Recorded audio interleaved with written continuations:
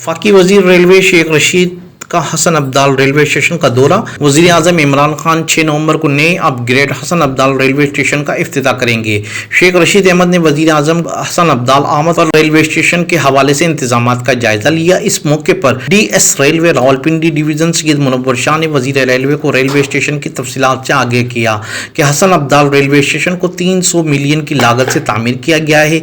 Railway station के 2 floors पर मुश्तमिल है, जिनमें ग्राउंड फ्लोर और फर्स्ट फ्लोर शामिल है। मुसाफिरों की सहूलत के लिए साफ और ठंडे पानी के प्लांट लगाए गए हैं। इसके अलावा वेटिंग एरिया के साथ कैंटीन भी तामीर किया गया है। हसन अब्दाल रेलवे स्टेशन की पानी की जरूरत को पूरा करने के लिए एक नया ट्यूबवेल भी लगाया गया है और बिजली की बिलातातुल फराहमी के लिए 300 kV का एक जनरेटर भी लगाया गया है ताकि बिजली की रवानी में कोई खलल ना पड़े।